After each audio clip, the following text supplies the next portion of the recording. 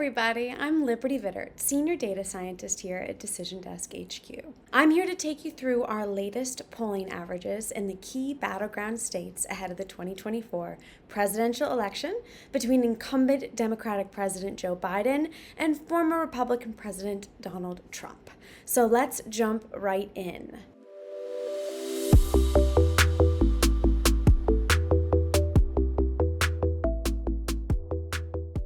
538 electoral votes are up for grabs on the 2024 Electoral College map, and 270 is the magic number needed to win the presidency. Most states are not considered to be competitive this November. In fact, the presidential map is as narrow as it has ever been, with as few as 7 states considered to be truly in play for either party. These are Nevada, Arizona, Georgia, and North Carolina across the Sun Belt, and then Pennsylvania, Michigan, and Wisconsin up in the Rust Belt. All 7 were decided by less than 3 percentage points in the 2020 election. Joe Biden got them all except for North Carolina after Trump had swept them in 2016, with the exception of Nevada. The rest of the states on this map here have been placed into qualitative rating categories based on their 2020 election margins. Safe states were won by either candidate by more than 10 percentage points, likely states between 7 to 10%, and lean states between 3 to 7%. We have generated polling averages in 10 of these less competitive states, but each average currently shows the 2020 winner in the lead as of now. We'll be sure to let you know, of course, if that changes over the coming months. In today's video and in future edition of this series, we're going to be focusing on these 7 states marked down as toss-ups for now. These are the 7 states we expect the Biden and Trump campaigns to direct most of their resources to over the coming months. Joe Biden holds a narrow Electoral College vote advantage with 226 to Donald Trump's 219, with the 93 electoral votes here in the toss-up states in the middle of the Electoral College counter, almost certain to decide the election's outcome. So, without further ado, let's get right into things, starting in Nevada. Republicans are in a better position to flip the silver state than they have been in over 2 decades. Trump lost Nevada by 2.4% to Hillary Clinton and by the same margin to Joe Biden in 2020, meaning that the state actually shifted to the right relative to the nation as Biden won the national popular vote by a larger margin than Clinton. In 2022, the GOP also flipped the governor's office and won the popular vote for the U.S. House for the first time in decades. These pro-Republican trends seem to have carried into 2024, potentially having something to do with COVID, as according to our latest average of 28 polls, Trump currently leads Biden by 6.8% in Nevada, his largest margin since we began tracking surveys in February of last year, following a Trump plus 12 poll released by the New York Times Siena College last week. In that survey, Trump garnered 50% support compared to Biden's 38% among 614 registered voters. This lead marks Trump's widest margin in any poll of the 2024 cycle so far, extending his streak to 18 consecutive polls, showing him ahead since last October. While this 6.8% margin alone is undeniably a positive sign for the Trump campaign, it becomes more significant considering that at this point in the 2020 election cycle, Biden led Trump by about 4 points, according to 538's average in Nevada, a lead that later expanded to more than 5 points by Election Day. It's also worth noting that Robert F. Kennedy Jr. has claimed ballot access in Nevada. DDHQ has not yet confirmed his status with our state officials in Nevada, but our full field average shows Trump lead only grows with more candidates in the mix. He leads Biden and Kennedy by 8.6% based on 15 polls in this average, with Biden dropping down to just 33.9% support. That same New York Times Siena College survey we looked at earlier showed Trump leading by 14 points when including Kennedy, who polled at 12% there, but is averaging just 9.7% overall. Nevertheless, going back to the electoral map, we can place Nevada down as likely Republican based on these averages. In Arizona, the scene of the second closest contest in the 2020 election, Biden narrowly carried the Grand Canyon state by 0.3% with a raw vote margin of less than 11,000 votes. This marked only the second time that Arizona had voted Democratic at the presidential level since 1952. Since 2018, Democrats have secured 4 consecutive federal victories here: the presidency in 2020, Senate races in 2018, 2020, and 2022, and additionally, they flipped the governor's office in 2022. However, recent polling again shows Trump with a commanding lead, 6.1% based on 40 polls, where he averages 48.9% compared to Biden's 42.8%. This is Trump's widest margin since last December, also bolstered by the recent New York Times Siena College Battleground survey, showing Trump ahead by 7 points here in Arizona.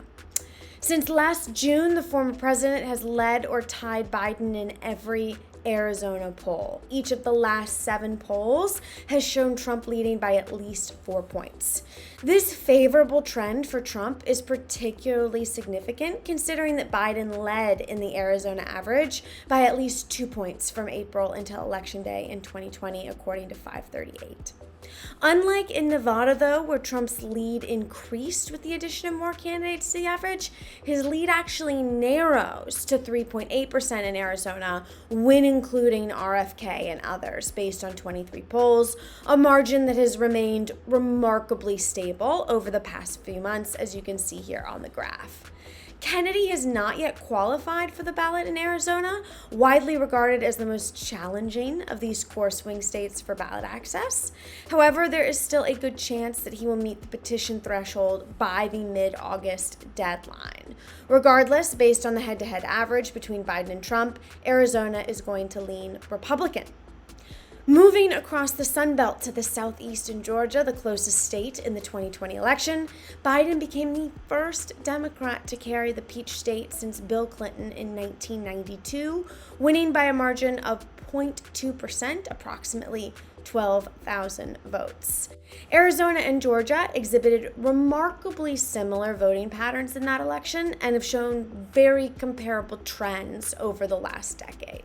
Since the 2012 presidential election, where Mitt Romney defeated Barack Obama by 9 points in Arizona and 8 points in Georgia, these states have experienced the third and fifth strongest pro-democratic shifts relative to the national popular vote. Looking ahead to 2024, the polling average in Georgia matches that of Arizona, with Trump leading by 6.1% based on 34 polls, standing at 49.4 to 43.3%. However, unlike Arizona, Trump's lead in Georgia has been consistently large since last September, peaking at about 8% during the early months of this year. This current margin is the widest since February, further supported by a recent New York Times poll showing him leading by 10% among 604 registered voters. This marks the second consecutive survey showing Trump ahead by 10 points in Georgia. He has led in 30 straight polls dating back to last June. When expanding the average to include all non-major party candidates, Trump's lead slightly increases to 6.5%, with Kennedy currently garnering 7.6% in Georgia. But like in Arizona, this average has remained stable throughout the cycle. Kennedy has not yet qualified for the ballot in Georgia, but the petition requirements are less stringent than in Arizona, making it likely that he'll qualify before the early August deadline. Returning to the map, Georgia will likely follow Arizona's trend as a lean Republican state. Now turning to North Carolina, the most Republican of the 7 toss-up states in 2020. Trump carried the Tar Heel state by 1.3% in 2020, following a 3.7% victory over Hillary Clinton in 2016. It is the only one of these 7 battlegrounds that Trump won in both elections, and it has consistently voted Republican in the last 7 federal contests, the presidential races of 2012, 2016, and 2020, as well as the Senate elections of 2014, 16, 2020, and 2022. Notably, all 7 of these contests were decided by less than 6 percentage points. So while North Carolina has a consistent Republican tilt to it, it's remained a perennially competitive purplish state for about a decade now. If there is one state on the 2024 map that the Biden campaign could realistically target to expand their electoral coalition, it would be North Carolina. Otherwise, the re-election campaign is mostly on the defensive for Biden. Interestingly, Trump's lead in North Carolina is narrower than in any of the other Sunbelt states we've discussed here, standing at 4.6% based on 31 polls. Trump holds an average of 50.1% to Biden's 45.5%. Trump has consistently led by about 4 to 6 points in this average since January, although it's important to note that Republicans have tended to outperform polls here in recent years. For instance, Hillary Clinton led in most 2016 election cycle polls, trailing Trump by less than a point in Real Clear Politics' final average, only to lose by almost 4 points. Similarly, in 2020, Biden led in the 538's final average by almost 2 points before losing by 1.5. This trend isn't unique to Trump either. In the concurrent 2020 Senate election, Democrat Cal Cunningham led in nearly every poll over Republican incumbent Thom Tillis, yet lost by 2%. Expanding the view to include all candidates in our full field average for 2024, Trump's lead slightly increases by about a point, up to 5.6% based on 22 polls.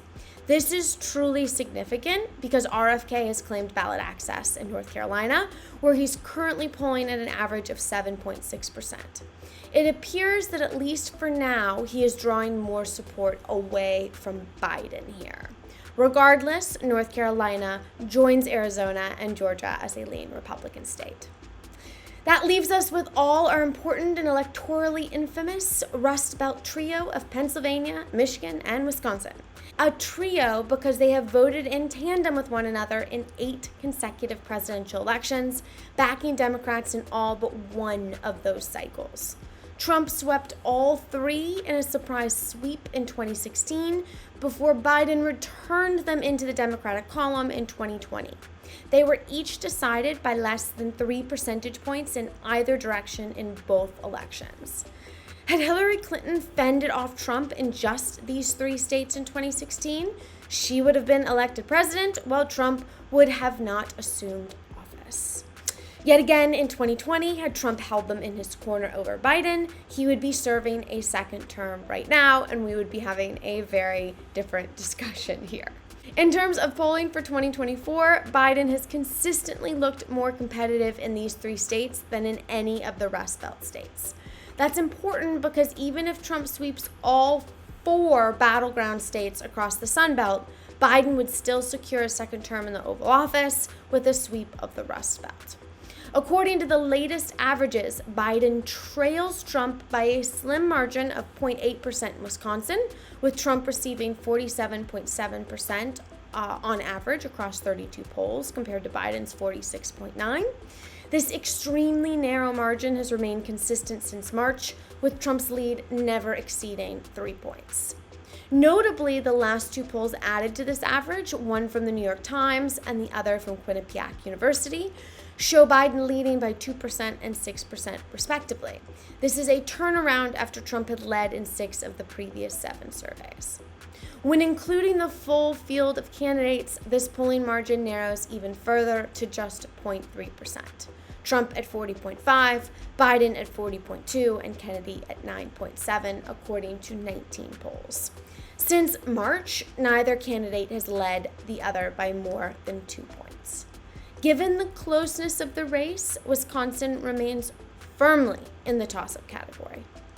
Over in Michigan, Trump's lead has grown all the way up to 4% now based on 46 polls, positioning him at exactly 49% compared to Biden's 45%. This is his largest advantage since last December. Just last month, Biden was within half a point of Trump, as it had been seemingly trending in favor of Biden for a couple of weeks. Fundamentally, Michigan is the bluest of the 7 battleground states, having voted for Biden by 2.8% in 2020. It's voted to the left of Wisconsin and Pennsylvania since 1992, and Democrats have had a strong string of recent electoral victories down the ballot over the last several cycles as well. These factors make Trump's substantial lead all the more remarkable. However, similar to the situation in Wisconsin, his lead diminishes when RFK and other candidates are included in the average, dropping to 1.7% based on 26 polls. This average has also remained relatively stable. The same New York Times survey that showed Trump leading Biden by 7 points in a head-to-head contest only has him ahead by 2 points, with Kennedy included, suggesting that RFK may be drawing more support from Trump in Michigan. This is significant as Michigan is one of the only 3 states where DDHQ has confirmed with the Secretary of State's office that Kennedy will appear on the ballot this November. Given this, we'll place more emphasis on the average that includes Kennedy and therefore continue to classify Michigan as a toss-up state for now, with a slight tilt toward Trump staying below the lean Republican threshold. Finally, let's turn to Pennsylvania, the Keystone State, which in name and practice may be the most important state in the 2024 election cycle. It holds the largest prize among the key battlegrounds with 19 electoral votes. While Trump carried Pennsylvania by 0.7% in 2016, Biden swung it back into the Democratic column with a 1.2% victory in 2020. Historically, Pennsylvania has often leaned Democratic, especially in non-presidential statewide elections, which have frequently favored Democrats. Since the start of the 21st century, Republicans won only 4 of the 20 contests for president, Senate, and governor. Looking ahead to 2024, we see a very narrow margin in Trump's favor, leading Biden by 1.7% based on 49 polls, with percentages at 47.7% to 46%.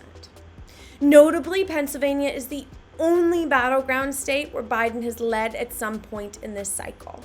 The average was fluctuating back and forth throughout March and April before Trump began to consistently lead starting in May. The former president has now led in 6 straight polls, including by 3 points in the most recent New York Times survey. Contrary to Wisconsin and Michigan, however, Trump's lead slightly increases to 2.5% in our full field average. Here he holds 42.1% compared to Biden's 39.6% and Kennedy's 9.2%. RFK has not yet secured ballot access in Pennsylvania, though the signature threshold is much lower than in states like Arizona and Georgia. Returning to the electoral map, Pennsylvania remains in the toss-up category since neither the head-to-head nor full field average shows Trump leading by more than 3 points. This far out from Election Day, margins of around 1 to 2 percentage points are well within the margin of error. So that completes this rendition of the 2024 battleground map based on Decision Desk HQ and The Hill polling averages. Trump leads in the race to 270 electoral votes, closely approaching the threshold to Biden's only 226. 44 decisive electoral votes in Wisconsin, Michigan, and Pennsylvania remain in the toss-up category for now. That is all for this Decision Desk HQ video. Thank you so much for watching. Feel free to leave your thoughts, comments, and reactions in the comments below. Make sure to click that like button down below if you did indeed like it, and subscribe to the channel down below if you haven't already. Also, check out more content from our channel here, and I will catch you next week.